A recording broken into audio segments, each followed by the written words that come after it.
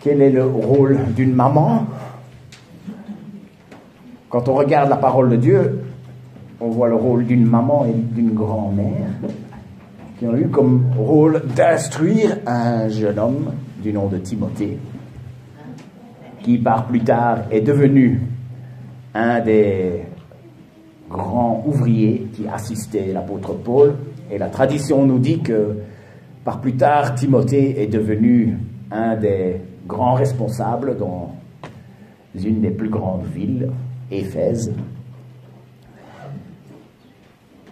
Et ces deux dames ont eu ce magnifique privilège d'instruire Timothée dans la foi. Une des rôles de la maman, c'est d'instruire son enfant dans la foi. Ah, c'est le rôle du papa aussi, mais ça fait des mères aujourd'hui. Je me suis dit aujourd'hui, pour plusieurs raisons, je vais vous expliquer les différentes raisons pourquoi j'ai choisi ce thème. J'ai choisi comme thème, c'est celui d'expliquer l'Évangile. On m'a demandé il y a quelques semaines de prêcher l'Évangile à un groupe de détenus dans une prison. Ça s'est bien passé, ça a été apprécié, et je fais même un peu de suivi avec 3 d'entre eux en ce moment. Mais quand on a fait le débrief de cette réunion, quelqu'un m'a signalé, il dit, tu as utilisé des mots comme sauvé, péché, perdu, déchu. Ce sont des mots que je peux utiliser quand je vous parle, parce que je pense que la plupart d'entre vous, ces mots vous parlent. Je n'ai pas besoin de les définir à chaque fois. Mais qu'en est-il du moment où on a face à nous quelqu'un qui n'a pas tout l'arrière-plan pour ça? Voilà. Siméon, tu peux couper tous les autres micros? Laissez juste le mien. Je pense que ça ira. Non, pas le mien quand même.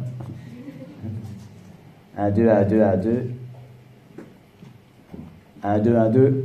Ça résonne un peu moins, je pense. Une chose que le chrétien doit faire de temps en temps, c'est s'exercer à expliquer l'Évangile.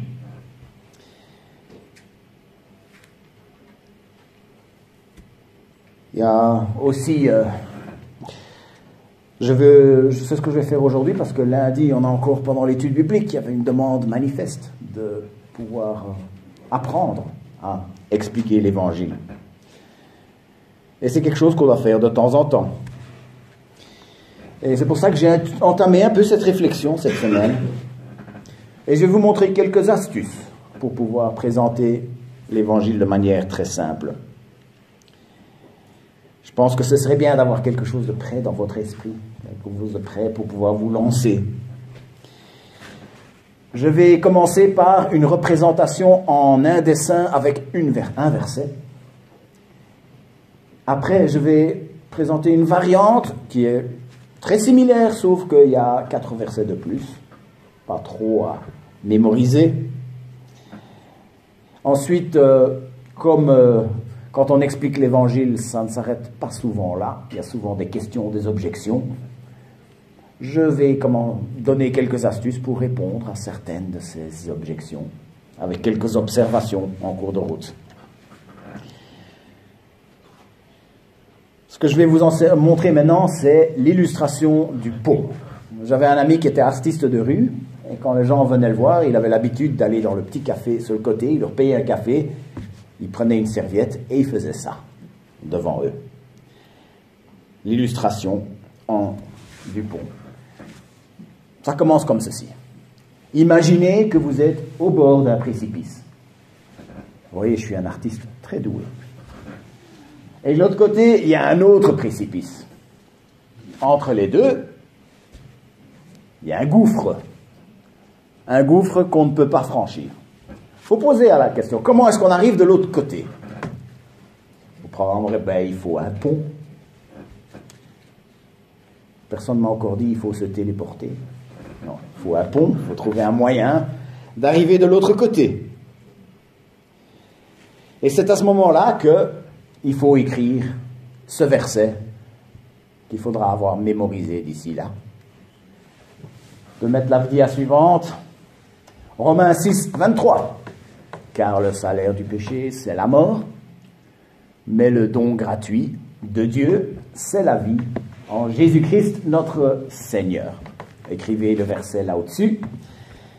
Et puis, en vous basant sur ce verset, expliquez point par point.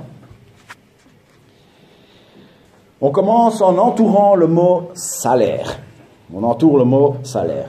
C'est quoi un salaire? Posez-leur la question. Ouais. Salaire, c'est quelque chose qu'on reçoit en échange de quelque chose qu'on a fait. Vous poser la question. Imaginez que vous avez travaillé toute la semaine, que vous avez trimé, que vous avez souffert, et qu'à la fin on ne vous donne rien. Ça ne vous plairait pas, n'est-ce pas?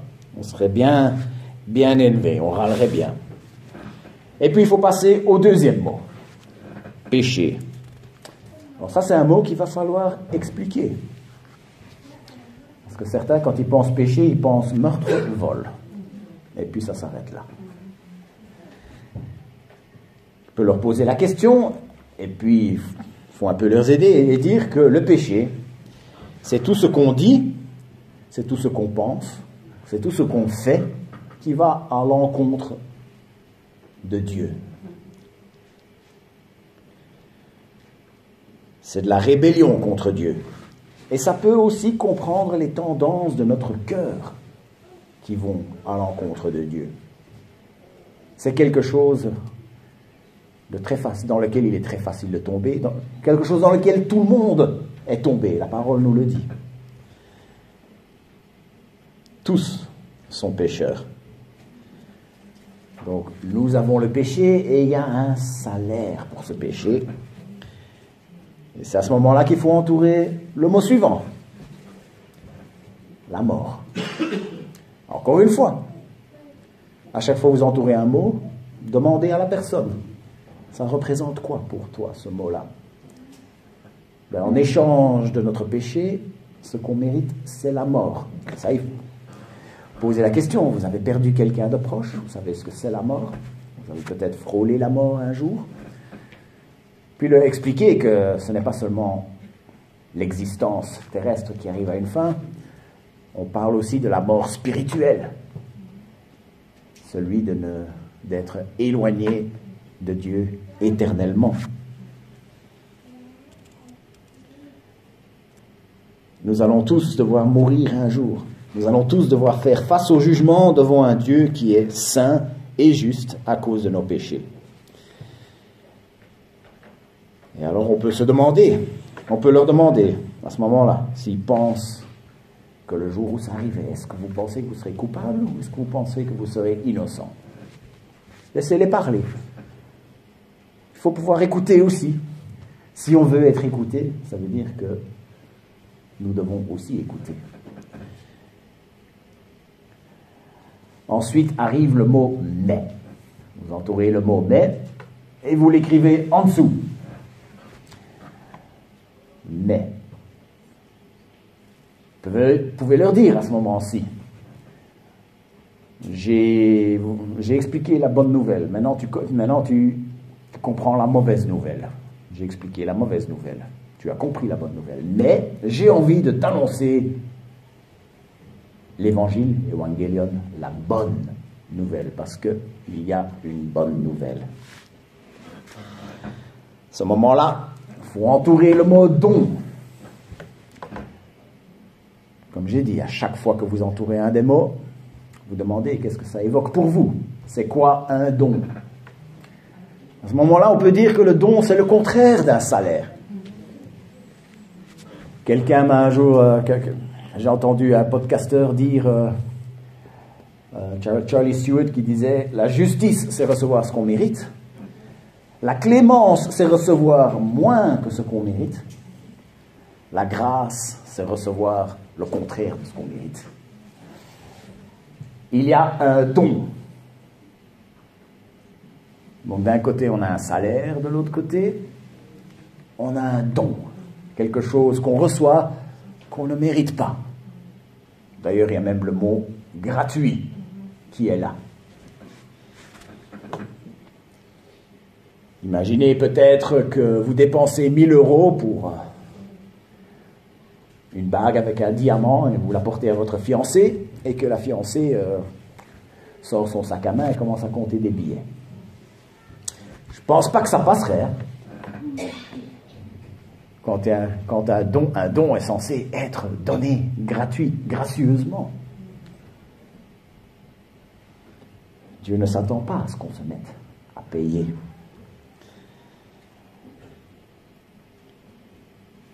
Au moment-ci, il faut souligner le mot suivant, dire que ce don vient de Dieu.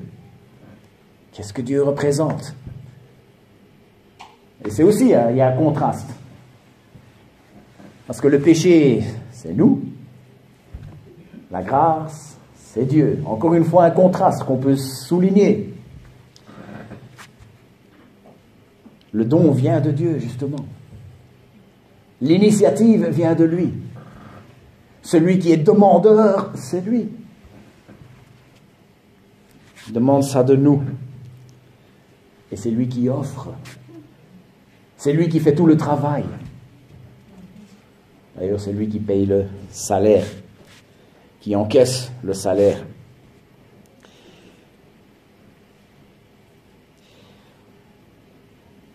Ensuite, on peut souligner ce que c'est le don. On a parlé de d'où vient le don. Maintenant, entouré, ce que c'est le don, c'est la vie éternelle. Encore une fois, le contraire de la mort. Il y a la mort éternelle, qui est la conséquence du péché. Et puis, il y a la vie éternelle, qui est la conséquence du don de Dieu. Vous jouez les contrastes ici. C'est lui qui est parfait, c'est lui qui nous a aimés. La vie éternelle, c'est une vie qui ne s'arrêtera jamais, que ce soit au ciel ou que ce soit en enfer. Et maintenant, on peut faire un dessin. Vous allez voir mon talent d'artiste. Je vais dessiner un croix. C'est que le pont est arrivé. Le pont, c'est Jésus-Christ. Et on peut alors faire une flèche. Je crois que c'est la dernière dia avec un dessin. C'est qu'on peut passer de la mort à la vie. Je crois que c'est écrit un peu trop petit. Le mot qui est là, c'est croire. C'est en croyant que nous pouvons passer de la mort à la vie. C'est en croyant que nous pouvons sauter et éviter le salaire du péché. C'est à ce moment-là, on pourrait poser la question, est-ce que tu veux recevoir ce don gratuit? Parce que la Bible est claire là-dessus. Il faut croire. Si tu es prêt à croire que Jésus est mort à la croix pour tes péchés, ce don gratuit, il est pour toi. Faire une simple prière pour déclarer qu'il le croit. Voilà, j'ai une explication relativement simple de l'essentiel de l'Évangile. Je lance un appel. Est-ce qu'il y a quelqu'un ici doué en graphisme qui peut faire un meilleur boulot que moi? Ça ne doit pas être très compliqué, mais si quelqu'un veut se lancer pour le faire, je suis preneur. On l'imprimera et vous aurez chacun une copie. On a une belle petite imprimante ici à côté. Comme ça, vous aurez tout ça en tête.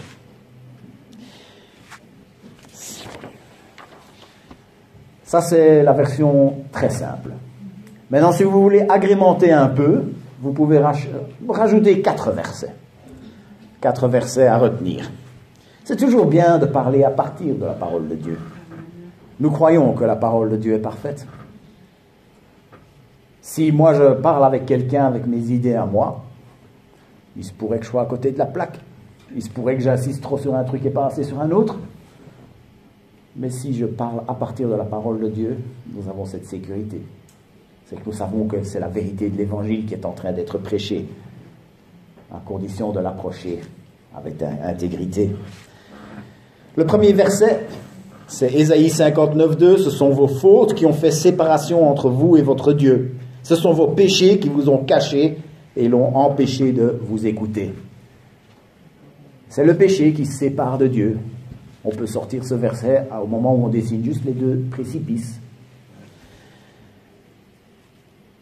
Quand on a péché, quand on a parlé, quand on a pensé, quand on a agi d'une manière qui désobéit à Dieu, on se retrouve séparé de lui. Il y a un gouffre infranchissable entre Dieu et lui. Il faut le rappeler, ce gouffre, nous ne pouvons pas le franchir nous-mêmes. Il a fallu que l'initiative vienne de Dieu. Pourtant, beaucoup essayent, par leurs belles actions, en vivant des belles vies, en étant des bons bougres, en étant un bon gars, ou alors par des pratiques religieuses de toutes sortes. Le deuxième verset, pour agrémenter, c'est Hébreux 9, 27. Il est réservé aux êtres humains de mourir une seule fois, après quoi vient le jugement. Parce qu'à un moment donné de l'explication, on va parler du fait que on va tous mourir une fois et après, il y a un jugement qui va arriver. Et c'est à ce moment-là que c'est à ce moment-là que ça se passe. Le salaire du péché, la mort ou le don gratuit de Dieu, la vie. C'est à ce jugement. Évidemment, ça ne s'arrête pas là. La mort dont parle Romains 6, 23, c'est la mort qui vient après le jugement. La seconde mort, l'enfer. L'enfer, c'est peut-être un sujet qui fait fuir les gens. Quelqu'un m'a dit une fois, oui, je vais te présenter un tel, si tu peux lui parler de l'évangile, mais ne lui parle pas de l'enfer, parce que ça, c'est le genre de truc qui... Je dis, il y a quand même un problème avec ça, parce que si l'enfer n'existe pas, la croix n'aurait pas d'importance, n'est-ce pas? Il n'y aurait pas besoin de la croix, il n'y aurait pas besoin de Jésus-Christ, si l'enfer n'existait pas. Donc, pour pouvoir dire la bonne nouvelle, il faut savoir quelle est la mauvaise nouvelle qu'il y a avant, n'est-ce pas? Ensuite, troisième verset, pour agrémenter, Jean 3,16, on le connaît bien. Dieu a tant aimé le monde qu'il a donné son Fils unique afin que quiconque croit en lui ne périsse pas, mais qu'il ait la vie éternelle. C'est un verset qui nous montre que la vie éternelle nous est donnée au travers de Jésus-Christ, que ce n'est pas par nos efforts, ce n'est pas par notre initiative, c'est parce que Dieu a tendu son bras en envoyant son Fils. Puis un dernier verset qui parle de quand on croit. Jean 5, 24. En vérité, je vous le dis, celui qui écoute ma parole et qui croit à celui qui m'a envoyé a la vie éternelle. Il ne vient pas en jugement, mais il est passé de la mort à la vie. C'est un verset qui montre que le don dont on parle est réellement ce qui fait passer de la mort, ce côté-ci, à la vie, l'autre côté. Voilà, ça c'est la version légèrement agrémentée. Je vous invite, je vous encourage à avoir votre version à vous. Assurez-vous que c'est une version qui respecte la parole de Dieu, bien entendu. Mais de l'avoir prêt pour pouvoir l'expliquer. Si jamais le sujet arrive, quand vous êtes en train de parler avec un membre de votre famille, avec un passant, quelqu'un dans le train, un collègue. Je pense que c'est vraiment important pour deux choses. La première raison que c'est important, je crois que celle-là, c'est assez évident. C'est parce que Jésus a dit d'aller vers les nations, de faire des disciples, de proclamer l'évangile. Et je pense que c'est important d'avoir quelque chose de prêt, quelque chose dans notre arsenal, d'avoir un outil dans notre boîte à outils pour pouvoir le faire si jamais c'est toi, la personne que Dieu a mis sur le chemin pour qu'il entende ce merveilleux message. Mais il y a une deuxième raison pourquoi c'est important d'avoir cet outil dans notre arsenal. C'est parce que nous, en tant que chrétiens, nous avons besoin de continuellement être au clair sur l'évangile. Il faut s'imbiber de la vérité. L'ennemi, il est constamment en train d'appâter les gens pour s'éloigner de l'évangile de vérité. Et je crois qu'un appâter, c'est vraiment le mot. Un appât, c'est quelque chose que le poisson aime bien. quelque chose qui ferait plaisir au poisson, qu'on lui fait aller devant les yeux pour qu'il puisse aller mordre à l'hameçon. Et l'ennemi fait la même chose. Il nous appâte, il nous montre des choses qui nous attirent, des choses qui nous feraient plaisir. Mais son but à lui, c'est de nous éloigner de l'évangile de vérité. La solution pour ça, elle est simple. Simple, c'est que nous devons connaître l'évangile de vérité et de constamment nous rappeler l'évangile de vérité. Dans le temps qui me reste, on va parler de certaines choses qui viennent à la surface quand on commence à parler de cela. Parce que c'est quand même rare qu'on explique tout ça et que ça s'arrête là. En général, il y a des objections, des questions pièges qui arrivent. Parfois, la question arrive dès le début. Je dessine les deux précipices, je dis ça c'est l'homme, ça c'est Dieu, ah mais je ne crois pas en Dieu. À ce moment-là, la discussion va peut-être devoir aller dans un autre sens pendant un petit temps avant de pouvoir aller vers la suite. Parfois, il est juste bon de dire non, laisse-moi, je vais faire toute ton explication, puis on reviendra là-dessus après. C'est peut-être la meilleure chose à faire, parce que partir sur des tangentes, parfois, c'est difficile de revenir. Mais avant de répondre à ces objections, j'ai juste quelques observations, 2-3 choses que je pense qu'il est important de savoir. La première, c'est que c'est pas grave de perdre une discussion. Je mets perdre entre guillemets parce que ça fait un peu bizarre, ça, à croire que c'est une espèce de match. On a un débat, il y en a un qui gagne et il y en a un qui perd. Ça fait un peu bizarre, mais nous n'avons pas tous reçu le don de la répartie.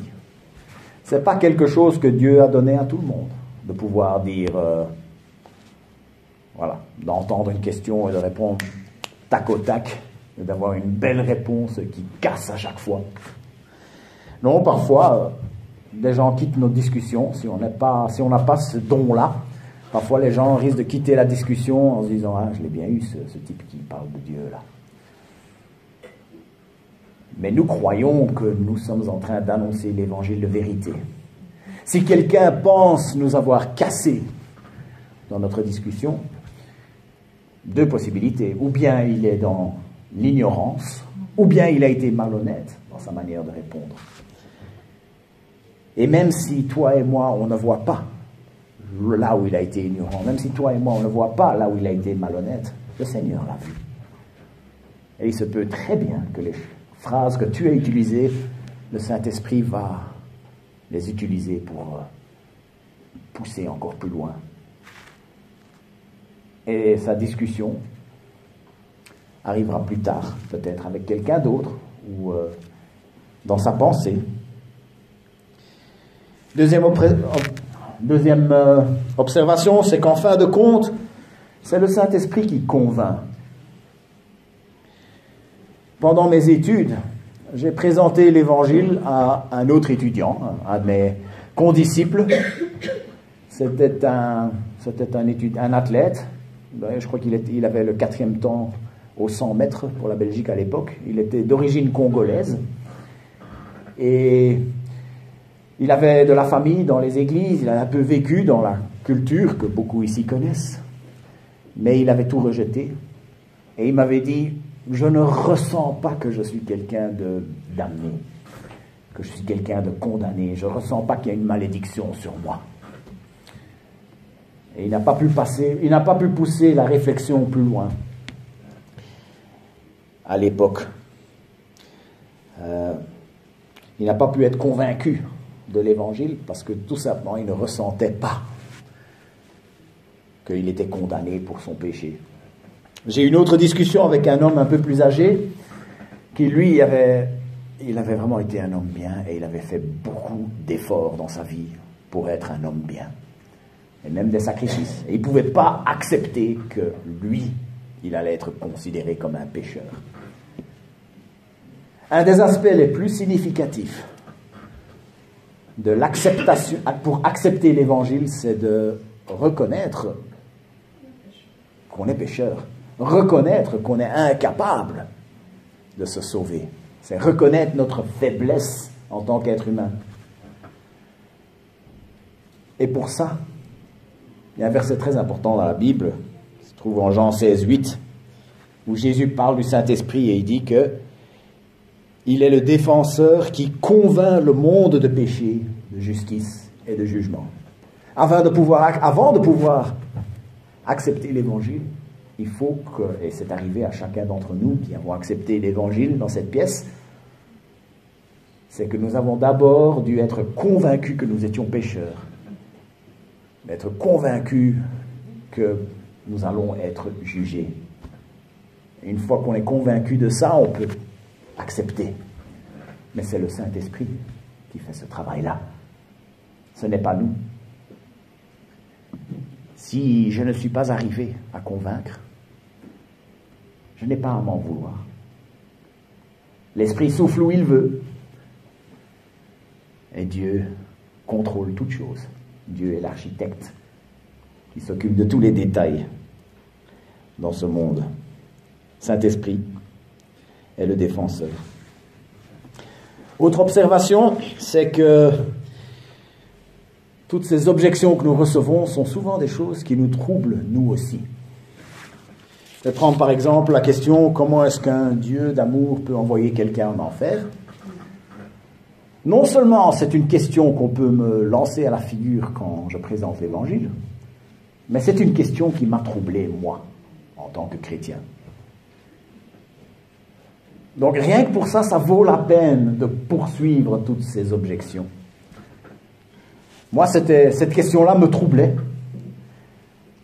Alors j'ai recherché, j'ai réfléchi, j'ai lu la parole de Dieu, j'ai eu des conseils de mes pasteurs, de chrétiens plus mûrs, qui m'ont expliqué qu'il y avait d'autres manières de voir les choses. Et ça m'a renforcé ma foi. Ça m'a permis de glorifier Dieu encore plus. Une dernière observation, il n'y a aucun mal à assumer quand on n'a pas une réponse 100% satisfaisante. Parce que vous savez, l'honnêteté est une chose qui est appréciée dans le monde aussi. Il n'y a pas qu'entre nous chrétiens, il ne faut pas croire. Il n'y a pas qu'entre nous chrétiens que l'honnêteté est une vertu. Non, c'est quelque chose qui est apprécié dans le monde. Il y a beaucoup de choses dans la vie qu'on accepte sans comprendre 100% pourquoi. Quand j'ai de la fièvre, je prends un Dafalgan. Pourtant, je n'ai aucune idée de savoir comment le paracétamol agit dans mon corps pour réduire la fièvre. Mais j'y crois et je le prends. Pour certains, pour les choses spirituelles, ils n'acceptent pas ce genre de réflexion. Il y avait cette idée qui circulait, on me l'a souvent dit quand j'ai commencé à faire des études de théologie, on m'a dit, tous ceux qui font des études de théologie font des crises de foi. Et il y en a qui perdent même la foi. Et c'est vrai. J'ai décidé de poursuivre quand même. J'ai eu des chrétiens, des responsables d'église qui m'ont dit ça. D'imaginer, hein.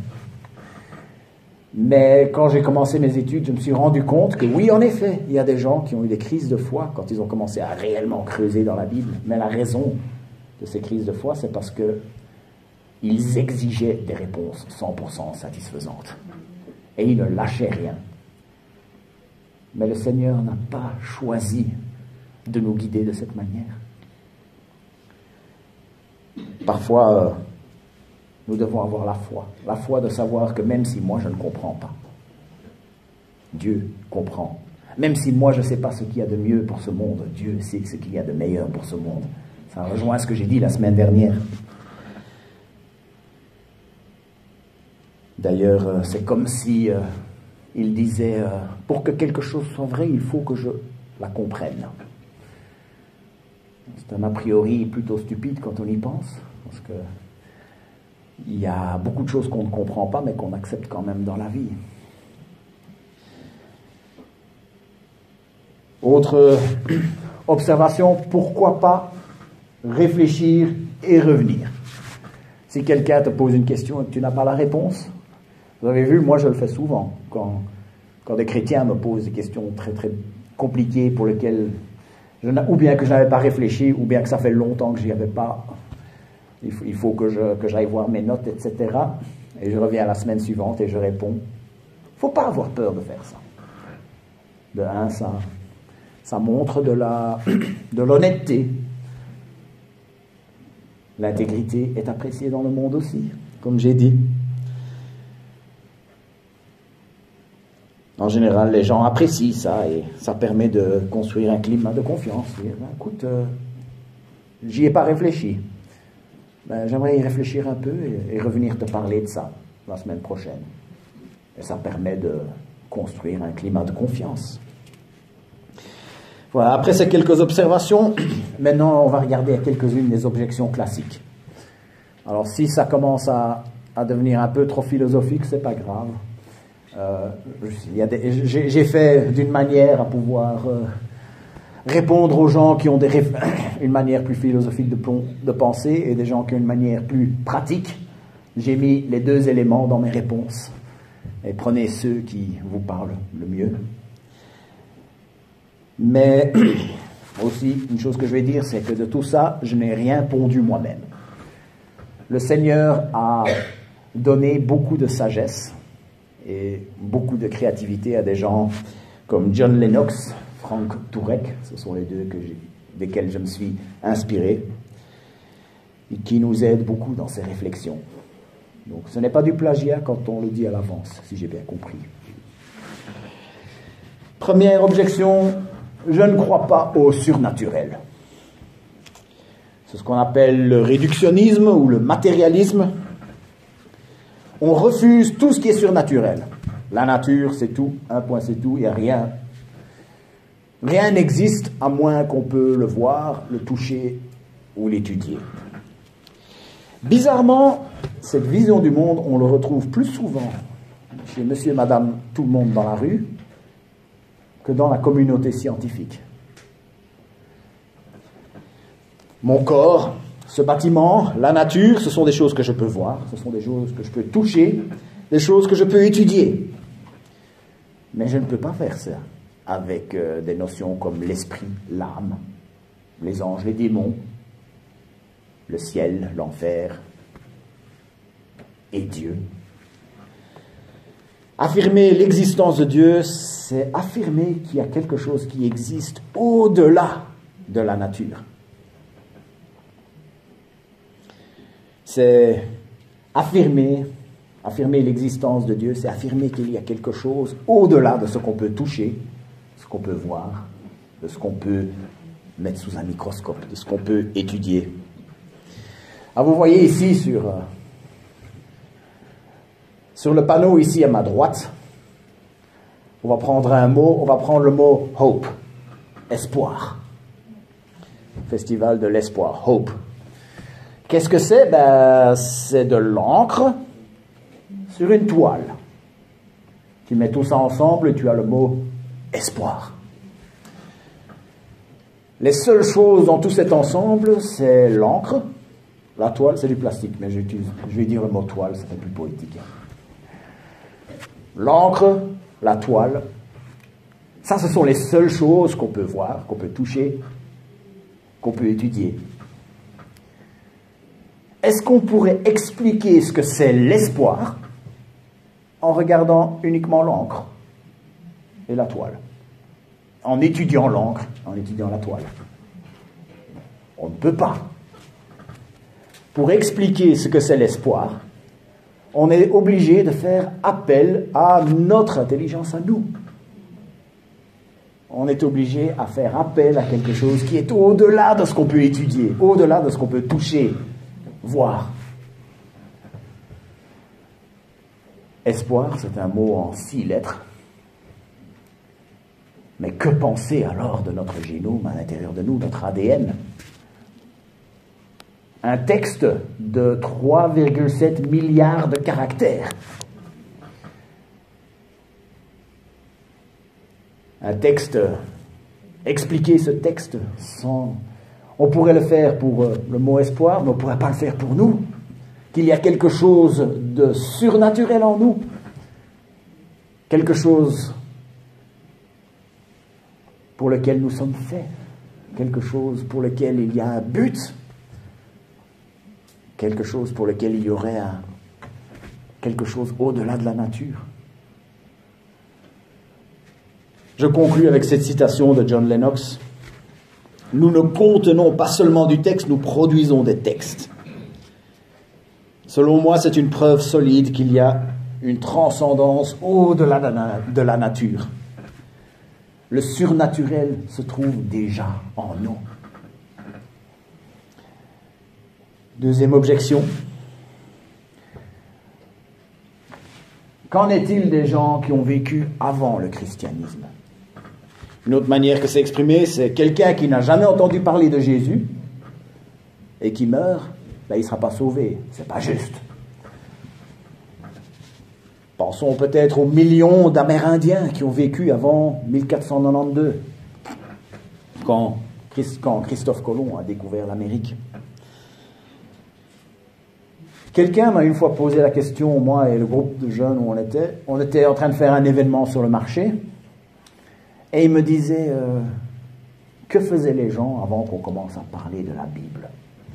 J'aimerais bien que vous y réfléchissiez. Et puis il est parti. Si on avait une réponse à lui donner, il ne voulait pas l'entendre.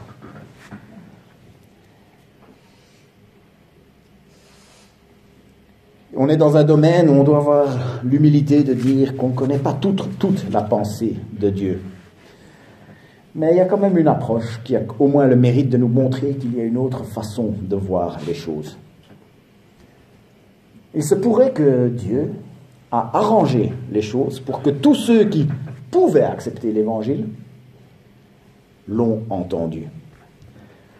Les gens qui sont morts sans entendre l'Évangile, ce sont ceux qui, de toute façon, ne l'auraient pas accepté en l'entendant. Regardons un peu Actes 17, 26 et 27. Il a fait en sorte que tous les peuples issus d'un seul homme habitent sur toute la surface de la terre. Il a déterminé la durée des temps et les limites de lieu de leur habitation. Il a voulu qu'ils cherchent le Seigneur et qu'ils s'efforcent de trouver en tâtonnant, bien qu'il ne soit pas loin de chacun de nous. Ce que ce verset est en train de dire, c'est que Dieu a décidé du lieu et de l'époque où chaque être humain allait vivre. Ceux qui savaient aller rechercher Dieu, il a fait en sorte qu'ils vivent à des lieux et des époques où l'Évangile allait les atteindre. Mais ceux qui ne voulaient pas la lumière, Dieu n'allait pas les embêter avec la lumière. Ceux qui ont vécu dans des lieux, des époques où l'Évangile ne les avait pas atteints, font partie de ceux qui n'auraient pas recherché Dieu, même si l'Évangile leur avait été annoncé. On voit quelque chose de similaire dans la parabole de Lazare et l'homme riche, où ils disent, même si quelqu'un revenait d'entre les morts, il n'accepterait pas.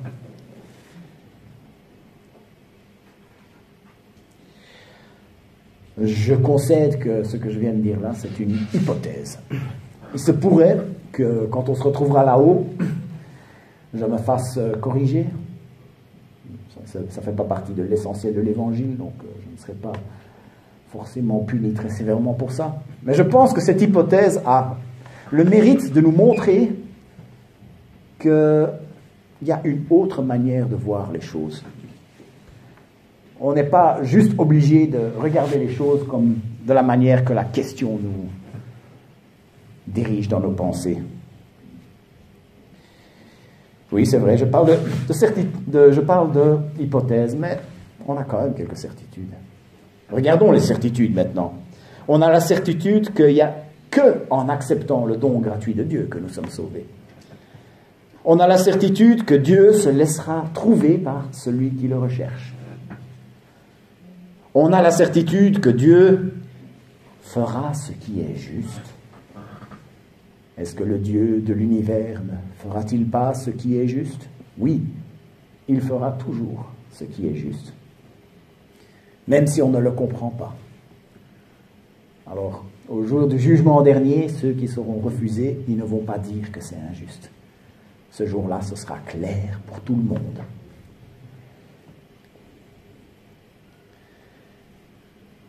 Pour terminer ce point, je vais faire une petite expérience, parce que celui de qui je me suis inspiré pour parler de ça, c'est un certain Franck Tourek.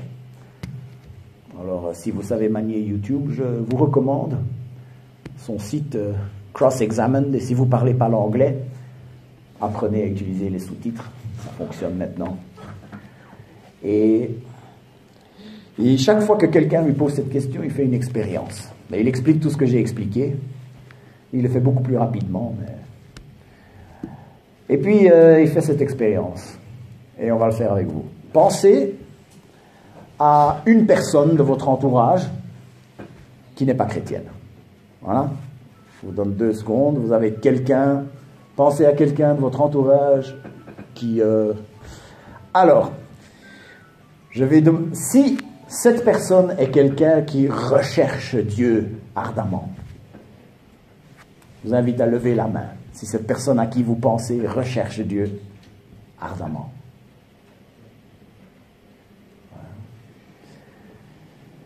Maintenant, si cette personne à qui vous pensez, c'est quelqu'un qui est ou bien indifférent vis-à-vis de Dieu ou hostile vis-à-vis de Dieu, levez la main.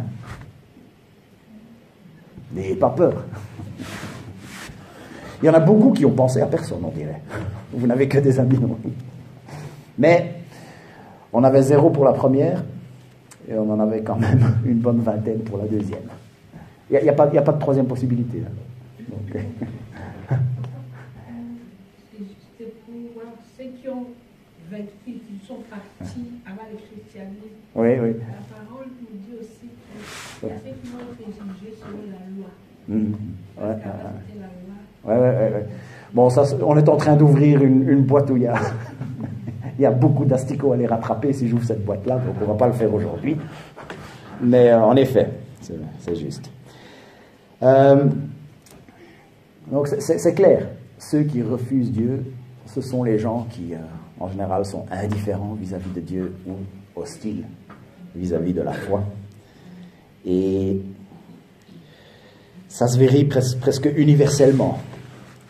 Ceux qui rejettent l'évangile, c'est eux. Et Dieu ne va pas s'imposer à quelqu'un qui ne veut pas de lui, mais Dieu ne va pas non plus se cacher à quelqu'un qui veut de lui. Autre objection.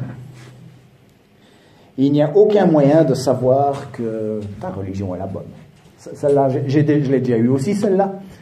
C'est que, voilà, je parle de tous les arguments qui disent qu'il y a bien un Dieu, mais il dit, ok, d'accord, Dieu existe, mais qui te dit que c'est ton Dieu, que c'est ton Dieu à toi? Qui te dit que c'est le Dieu de la Bible? En effet, il y a des centaines de religions. Certaines religions sont très sérieuses. Certaines religions sont très anciennes. Pourquoi choisir le christianisme alors qu'on n'a aucun moyen, comme la science, tel que la science, pour pouvoir départager, les tester? Pourquoi choisir le christianisme? Ici encore, je vais copier sur John Lennox. Oui, j'ai très peu pondu et j'en suis, pas de souci. John Lennox, il répond en 2 points. Premièrement, il dit un événement historique, on ne peut pas vraiment le prouver scientifiquement. Parce que prouver scientifiquement, ça veut dire qu'on doit pouvoir le répéter. On doit pouvoir le répéter dans un laboratoire ou dans la vie de tous les jours, ou quelque chose. C'est comme ça qu'on prouve scientifiquement. Mais quelque chose qui s'est passé même hier, je ne peux pas le reproduire pour dire voilà ce qui s'est passé. Je ne peux pas aller voir sur place. Alors, il se base à ce moment-là sur un événement qui a eu lieu il y a 2000 ans. La résurrection. On ne peut pas prouver scientifiquement, mais pour tout événement du passé, la bataille de Waterloo, la prise de la Bastille, l'assassinat de Jules César, ce qu'on va faire, c'est qu'on va enquêter, on va faire des investigations, on va creuser, dans tous les sens. Et après ça, on va faire ce qu'on appelle une inférence à la meilleure explication. Et beaucoup ont fait ce travail-là. D'ailleurs, il y en a beaucoup qui ont fait ce travail avec de mauvaises intentions, qui ont commencé à approcher la résurrection. Et ils se sont dit, je vais creuser, je vais tellement creuser que je vais trouver moyen de pouvoir dire que la meilleure explication, c'est que la résurrection n'a pas eu lieu. Et beaucoup qui ont fait ce travail-là sont arrivés à la conclusion que oui, la résurrection est de loin la meilleure explication sur ce qui s'est passé ce jour-là. Les exemples sont Lee Strobel, Josh McDowell, John Lennox aussi. Donc du coup, on se dit la meilleure explication, c'est la résurrection, mais regardons comment les trois grandes religions monothéistes approchent ce qui s'est passé là. L'islam dit que Jésus n'est pas mort. Le judaïsme dit que Jésus est bien mort, mais il n'est pas ressuscité. Le christianisme dit Jésus est mort et il est ressuscité.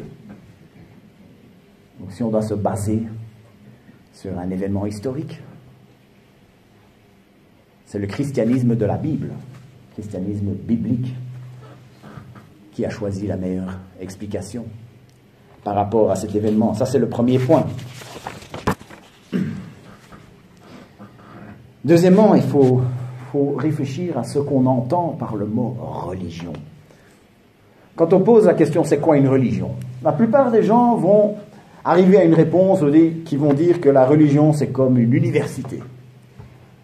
On est admis, on a tout un parcours, et puis à la fin, il y a un examen qui va dire si on mérite ou si on ne mérite pas d'être diplômé. Et certains pensent à la religion comme ça. La religion, c'est quelque chose où on est admis par un baptême, par un rituel, quelque chose de ce genre, où il y a tout un parcours. Alors, j'ai oublié une chose par rapport à l'université, c'est que pendant ce parcours à l'université, aucun professeur va te dire si tu mérites ou si tu ne mérites pas le diplôme. Ils vont attendre que l'examen final a eu lieu. Donc certains voient la religion comme ça aussi. On est admis, on a un parcours, et puis il y a quelque chose qui se passe à la fin, quelque chose de final. Et que là, on sait si on a mérité. Bon, ça peut être différent dans différentes religions. Dans le christianisme, c'est on a mérité la mort ou est-ce qu'on a mérité la vie éternelle? Eh bien, si c'est ça la religion, le vrai christianisme, le christianisme biblique, n'est pas une religion. À aucun moment, le long de ce parcours, est-ce qu'un prêtre, un imam, un gourou va dire que tu mérites la récompense ou la punition. Mais dans ce sens-là, le christianisme que la Bible enseigne n'est pas une religion, puisque on est diplômé à l'admission. La récompense est à l'admission. Le parcours, il y a bien un parcours qui a lieu, mais ce n'est pas un parcours de mérite. C'est un parcours où il se passe beaucoup de choses, mais une chose qui ne se passe pas, c'est on n'est pas en train de construire notre mérite. Si je suis là aujourd'hui, c'est pas parce que je cherche à mériter quelque chose à la fin. Non, si je suis là aujourd'hui, c'est parce que j'ai déjà été diplômé à l'admission. Le don gratuit de Dieu, je l'ai reçu quand j'ai cru. Et ça, dans mon esprit, est un argument très fort.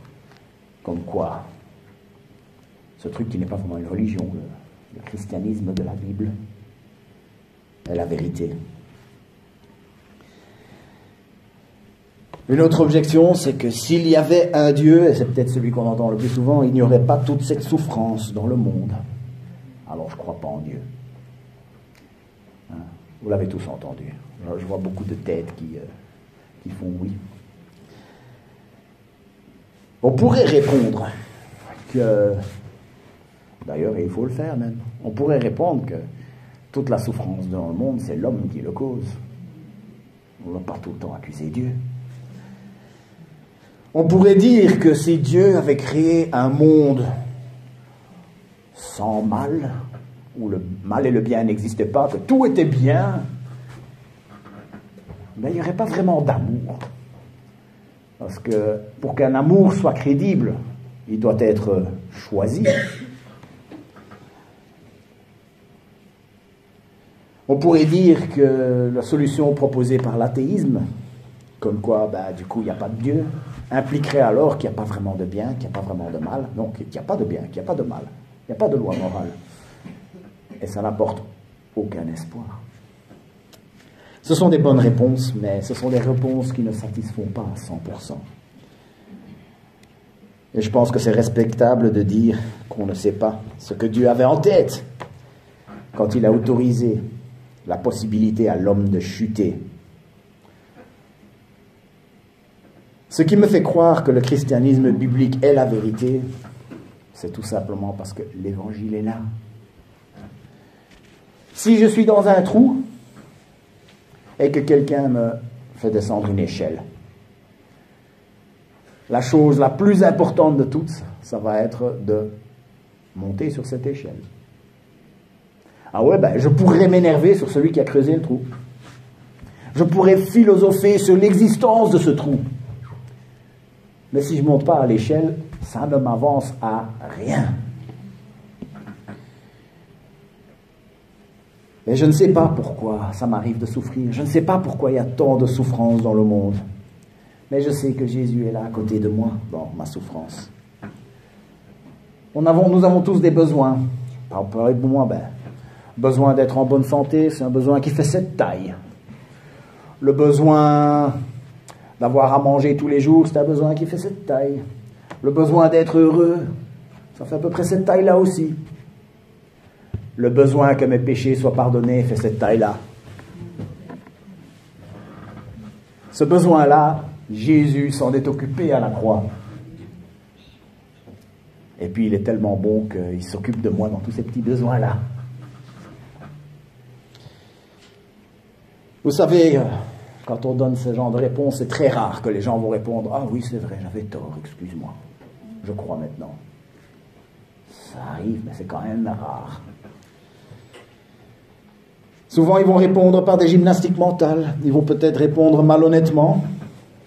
Et ce qui arrive le plus souvent, c'est qu'ils vont changer le sujet, se mettre à parler d'autre chose.